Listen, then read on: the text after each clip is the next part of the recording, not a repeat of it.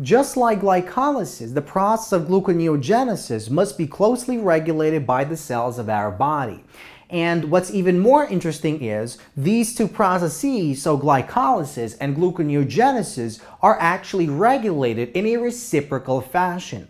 And what that means is when one of these processes takes place in the cell of our body, the other process is essentially turned off. Now the question is why? Why is it that these two processes cannot take place in the cell at the same exact moment in time? Well, actually, they can take place at the same exact moment in time if we examine energy value. So there's actually no energy barrier that is actually inhibiting these two processes from taking place at the same exact moment in time. Why? Well, because remember, both of these processes, gluconeogenesis and glycolysis, release a certain amount of energy in the cell. And that means they are both spontaneous exergonic reactions. So if we simply sum up these two reactions, they will create a net exergonic reaction. Now, what actually doesn't allow these two steps to take place at the same exact moment in time are these special allosteric enzymes, as we'll discuss in this lecture. So the cell actually uses allosteric enzymatic regulation to essentially prevent both of these processes from taking place at the same exact moment in time. But the natural question might be, why? Well, the answer lies in the following explanation. So recall that in gluconeogenesis, even though we release a certain amount of energy, it's an exergonic process, we use up 4 ATP molecules and 2 GTP molecules, while in the glycolysis process, we produce a net amount of 2 ATP molecules. So if we sum up these two reactions, we'll see that the sum actually uses up 2 ATP molecules and 2 GTP molecules. And what that means is when glycolysis takes place at the same exact time as gluconeogenesis, we're not actually going to form any ATP molecules. In fact, we're going to use up these ATP molecules, and that kind of defeats the purpose of glycolysis. And so that's pretty much why these two processes don't take place at the same exact moment in time inside our cell. Now, the next question is, how is this actually achieved? How can our cells regulate this process? How can the cells actually turn off one process while turning on the other process? Well, it's a result of what I mentioned just a moment ago. It's the fact that our cells have these enzymes, allosteric enzymes, that can be used to regulate this process. And there are 2 points along the pathway, so point number 1 and point number 2, where we have allosteric enzymes that can be used to basically regulate the pathways of gluconeogenesis and glycolysis. So remember, gluconeogenesis uses pyruvate molecules to form glucose, while glycolysis uses glucose to form the pyruvate molecule. So going this way is glycolysis, but going this way is gluconeogenesis. Okay, so let's begin by imagining that inside our cell of the body, we have lots of ATP molecules. So the energy value, the energy charge in the cell is high. Now, remember that the energy charge of a cell is simply the ratio of ATP molecules to AMP molecules. And so if the energy charge of the cell is high, we have a large ATP level compared to the AMP.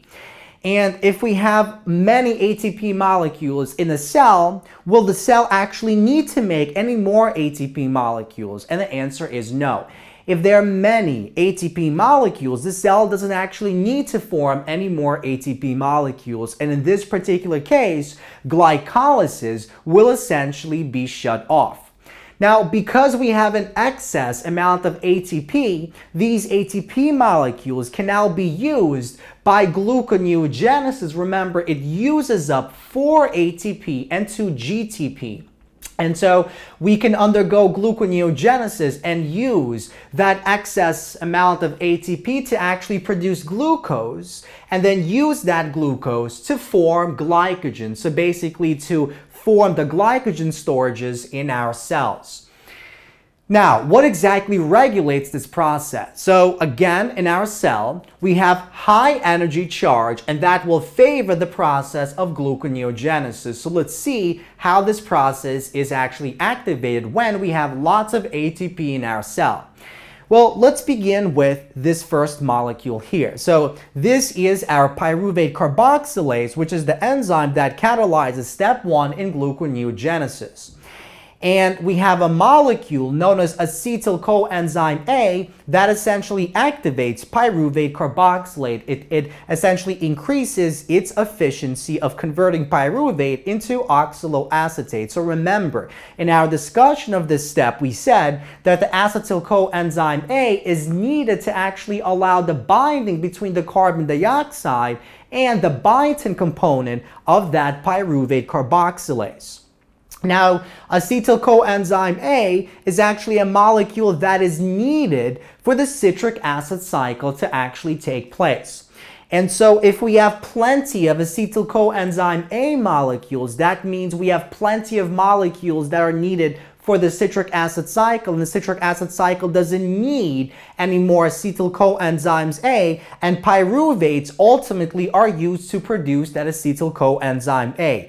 And so what this tells us is a high amount of acetyl coenzyme A basically means we don't want to produce any more pyruvate molecules, and so we can use the pyruvate molecules to form the glucose. And so this step will essentially increase in its rate. Now, by the way, anything in blue basically means it's an activator. Anything in red basically means it's an inhibitor.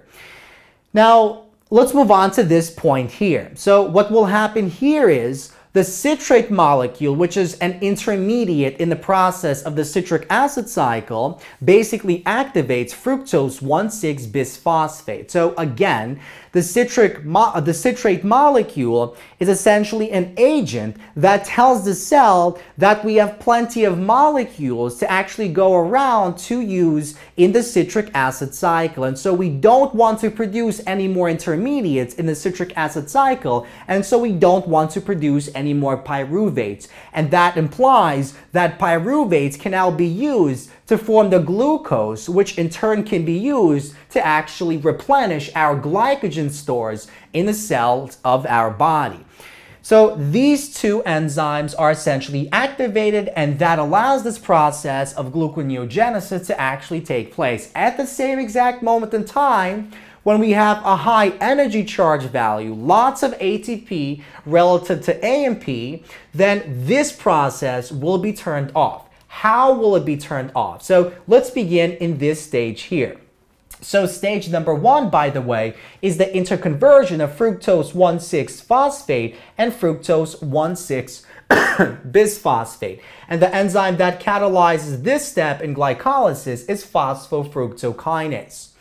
Now, phosphofructokinase, as we discussed previously, is inhibited by large amounts of ATP. And so ATP will bind onto an allosteric site of phosphofructokinase, inhibiting its activity. At the same exact time, if this is inhibited, then the fructose 6-phosphate cannot be transformed into fructose 1,6-bisphosphate. And so this concentration will build up. Now, as this concentration builds up, because these two molecules are essentially at equilibrium, not exactly, but they're pretty much at equilibrium, then as we build up this concentration, that causes a buildup in the glucose 6-phosphate. And as this builds up, the glucose 6-phosphate G6P, where this is G6 and P, basically goes on to inactivate hexokinase. So by inactivating phosphofructokinase, we also inactivate the hexokinase by the pathway that I just discussed. Now, let's discuss H+ ions and citrates. Now, in skeletal muscle cells, when the rate of glycolysis will exceed the rate of oxidative phosphorylation that takes place in the mitochondria, there will be a buildup of lactic acid. So as a result of lactic acid fermentation, and so we will increase the H+ ions, and that will also inhibit the activity of phosphofructokinase. Now, I put a star next to this because this is not true for liver cells. Because in liver cells, the H+ ions don't really affect phosphofructokinase. And that's because in the liver cells, they have the ability to actually transform lactate into pyruvate. And so the H+ ions don't affect the phosphofructokinases found inside liver cells. But the citrate molecules do affect phosphofructokinase in liver cells. So in liver cells, we have the citrate basically goes on to bind onto phosphofructokinase to basically tell that molecule to stop the process of glycolysis. Why? Well, because if we have plenty of ATP molecules, that also means we have plenty of pyruvate molecules, and pyruvate under aerobic conditions ultimately goes on to the citric acid cycle to form citrate. So if we have lots of citrate molecules, we don't want to form any more pyruvates, and so that goes on to phosphofructokinase inhibiting the phosphofructokinase. Now, let's move on to pyruvate kinase. So this molecule is the enzyme that catalyzes the final step in glycolysis.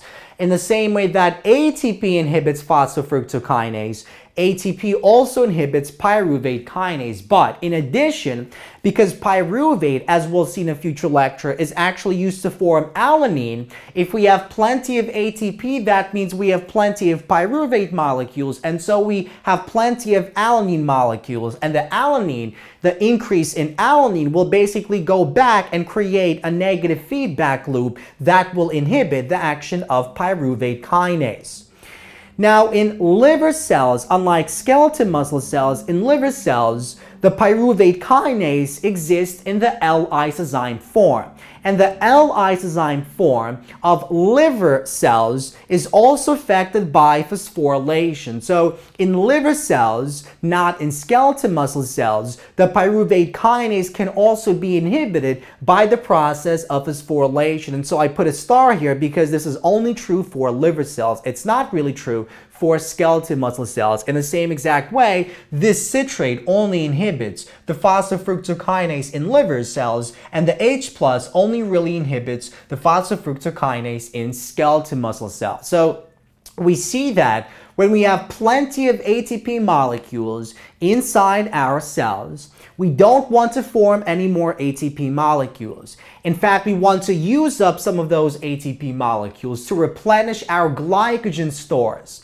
And so glycolysis is turned off, but gluconeogenesis is turned on so that we can use things like amino acids and glycerol molecules and lactate molecules to form the glucose from the pyruvate. And then we can take the glucose and transform it into the glycogen molecule to basically replenish our storage of glycogen. So when the cell has a high ATP concentration relative to AMP, this tells the cell to stop producing ATP via glycolysis and begin generating glucose via gluconeogenesis to store it as glycogen. And under these conditions, glycolysis is halted and gluconeogenesis is activated. And so we basically describe the same exact things I described just a moment ago. So in the case of glycolysis, we have phosphofructokinase is inhibited by ATP in skeletal muscles by H+, and in liver cells by citrate.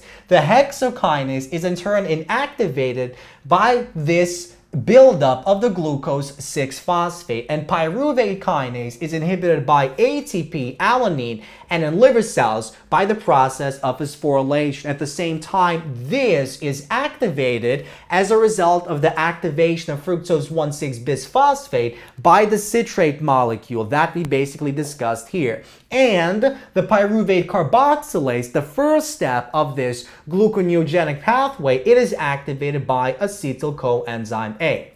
Now, let's switch our discussion to supposing that we have a low concentration of ATP in our cells. So if we have low amounts of ATP relative to AMP, what that means is our energy charge of the cell will be low.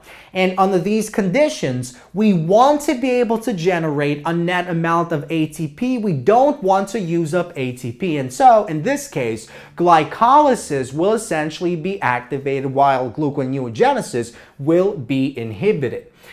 Now, how is this actually regulated? Well, once again, let's begin with gluconeogenesis, and let's see how gluconeogenesis is actually inactivated when we have little ATP in our cells. So let's begin at this stage and this stage here. So essentially stage number 2. So we have adenosine diphosphate inhibits not only pyruvate carboxylase, but also the PEP carboxykinase. Remember, PEP carboxykinase transforms oxaloacetate into phosphoenol pyruvate. Now, because we have essentially lots of AMP in our cell, the AMP goes on to bind onto the fructose 1,6-bisphosphatase, and that inactivates this step here. Not only that, but fructose 2,6-bisphosphate also inactivates fructose 1,6-bisphosphate. Now, don't worry too much about this molecule here, the F26BP. We're going to focus on that much more in the next lecture, when we discuss how glucose levels in the blood actually activate or inactivate these two processes. Now, what happens on this end? So this inactivates the gluconeogenic process, but